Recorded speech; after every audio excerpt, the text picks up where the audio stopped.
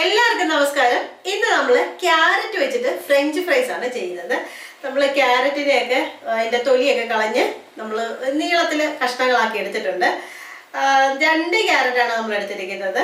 അപ്പം നമുക്ക് ഒരു പാത്രത്തിൽ കുറച്ച് വെള്ളം എടുത്തു വെച്ചിട്ടുണ്ട്. അപ്പോൾ അതിലേക്ക് നമുക്ക് 1 ടീസ്പൂണോളം ഉപ്പ് ചേർത്ത് കൊടുക്കാം. ഇനി ഈ വെള്ളത്തിൽ നമുക്ക് ഈ ക്യാരറ്റ് ഒന്ന് ബ്ലാഞ്ച് എടുക്കണം. അതായത് വെന്ത് പോകണ്ട, എന്നാൽ ചെറിയതായിട്ടൊന്ന് വേഗത്തില്ലേ ആ ഒരു 1/4 ഭാഗം വെന്തെടുക്കുന്ന ആ ഒരു രീതിയിൽ നമുക്ക് ഇതാക്കിയെടുക്കണം. അപ്പോൾ ഈ ഉപ്പ് കൂടി ഇട്ടത് കൊണ്ട് നമ്മൾ ഈ ക്യാരറ്റിൻ്റെ അകത്തോട്ട് ആവശ്യത്തിന് ഉപ്പ് കയറുകയും ചെയ്യും. അപ്പോൾ അതിനാണ് നമ്മളിങ്ങനെ ഉപ്പിട്ട് വെള്ളം തിളപ്പിക്കുന്നത്. അപ്പോൾ വെള്ളം തിളച്ചോട്ടെ, എന്നിട്ട് നമുക്കിത് ഇതിലേക്ക് ഇടാം. അപ്പോൾ നമ്മുടെ വെള്ളം നന്നായിട്ട് തിളച്ചിട്ടുണ്ട്. നമുക്കിനി ഈ ക്യാരറ്റ് ഇതിലേക്ക് ചേർത്ത് കൊടുക്കാവേ.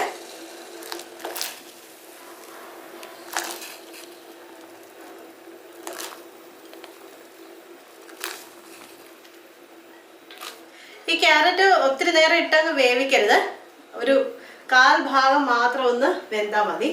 ആ രീതിയിലാകുമ്പോൾ തന്നെ നമുക്ക് കോരിയെടുക്കണം. അപ്പം നല്ല തിളച്ച വെള്ളം ആയതുകൊണ്ട് പെട്ടെന്ന് തന്നെ ഇത് ആകുവേ.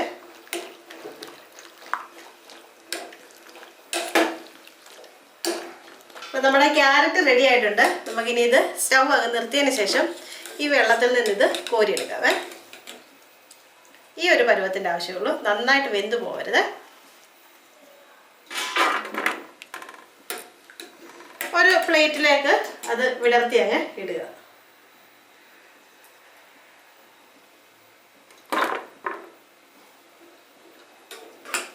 അപ്പോൾ ഇനി ഇത് തണുത്തിട്ട് വേണം നമുക്ക് ബാക്കി പരിപാടി ചെയ്യാനായിട്ട്.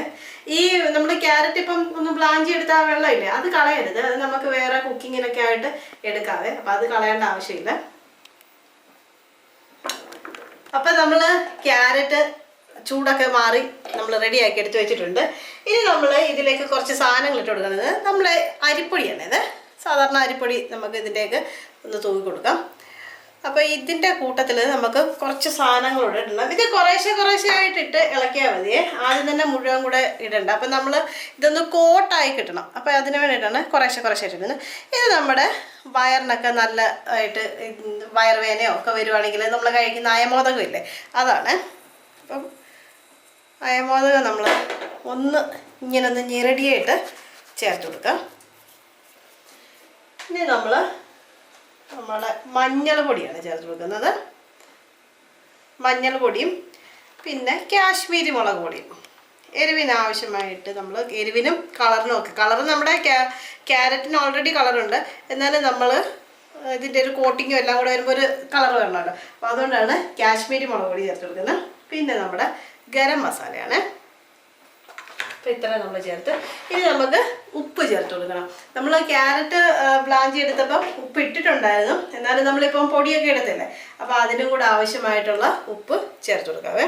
അപ്പോൾ നമ്മൾ ഉപ്പ് നോക്കണം എത്ര ആവശ്യമുണ്ട് എന്ന് നോക്കിയതിന് ശേഷം ചേർക്കാം. അപ്പോൾ ഇനിയും നമ്മൾ കുറച്ച് നമ്മുടെ പൊടി ഇട്ടിട്ടുണ്ടല്ലോ, നമ്മുടെ അരിപ്പൊടി, അപ്പോൾ അതൊക്കെ ഒന്ന് എല്ലായിടത്തും ഒന്ന് കോട്ട് ചെയ്ത് എടുക്കാം. അതിന് ശേഷം കുറേശ്ശെ വെള്ളം തളിച്ച് ഇതെല്ലായിടത്തും ഒന്ന് ആക്കിയെടുക്കാവേ.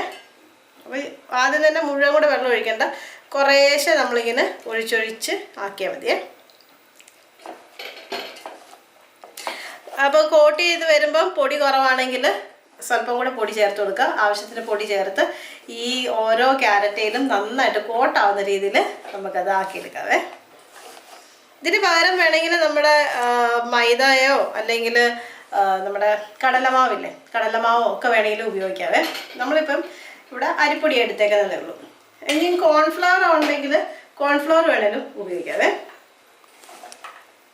അപ്പം ഇങ്ങനെ നമുക്കൊന്ന് കോട്ടാവുന്ന രീതിയിൽ എല്ലായിടത്തും ആക്കിയെടുക്കാവേ. അപ്പോൾ നമ്മൾ ക്യാരറ്റിലെല്ലാം നന്നായിട്ട് കോട്ട് ചെയ്തെടുത്തിട്ടുണ്ട്. അതേ നല്ല ഓരോന്നോരോന്നായിട്ട് വിട്ട് വരുന്ന രീതിയിൽ ആയിട്ട് നമ്മൾ കിട്ടിയിട്ടുണ്ട്. അപ്പോൾ നമ്മൾ ഒരു ചീനച്ചട്ടിക്കകത്ത് നമ്മൾ കുറച്ച് കുക്കിംഗ് ഓയിൽ എടുത്തിട്ടുണ്ട്. സാധാരണ വെജിറ്റബിൾ ഓയിൽ എടുത്ത് വെച്ചാൽ മതി. അത് ഏതാ നമ്മൾ സാധാരണ വറക്കാനൊക്കെ എടുക്കുന്ന ആ എണ്ണ എടുത്ത് വെച്ചാൽ മതി. അപ്പം ഒത്തിരി അങ്ങ് ചൂടാവുന്നതിന് മുമ്പേ വേണം നമുക്കിത് വറക്കാനായിട്ട്. കാരണം ഇതുണ്ടല്ലോ, ഒത്തിരി ചൂടായി കഴിഞ്ഞാൽ നമ്മുടെ ക്യാരറ്റ് അകത്തൊന്ന് വേവില്ല. അപ്പോൾ അത് കാരണം നമ്മളൊരു മീഡിയം ഫ്ലെയിമിലിട്ടിട്ട് നമുക്കിതൊന്ന് വറുത്തെടുക്കാവേ.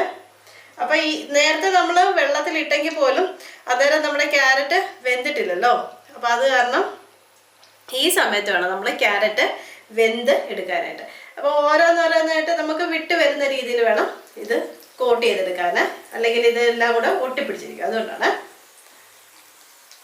അതുകൊണ്ട് ഈ കുറേശ്ശെ വെള്ളം ഒഴിച്ച് നനച്ചെടുക്കണമെന്ന് പറഞ്ഞത്.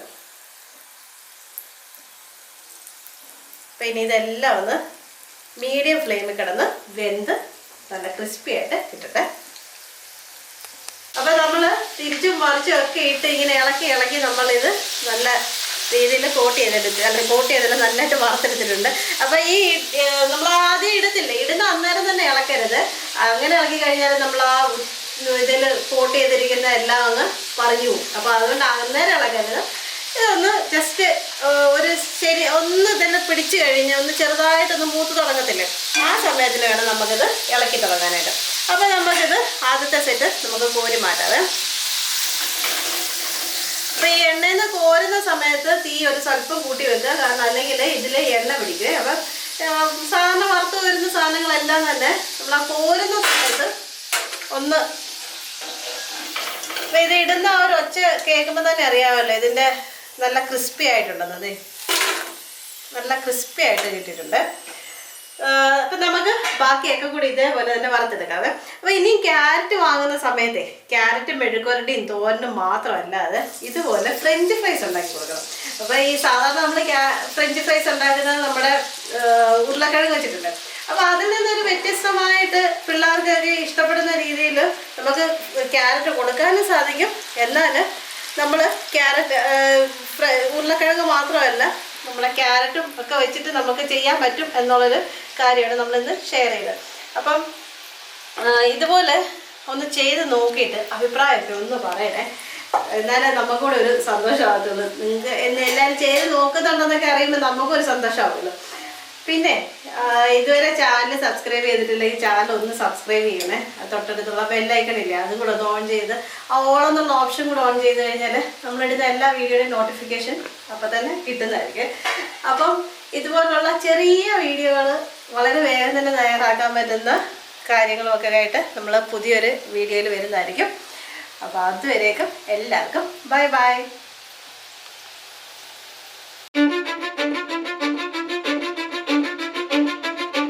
I don't give a fuck what you say. Yeah, I'ma do shit my way. So you can go kick rocks, I'ma stack bricks up, build what I want to make. Yo, I got a lot of shit to say, so I'ma do this every day. I'll be writing things until I'm fucking buried in my grave.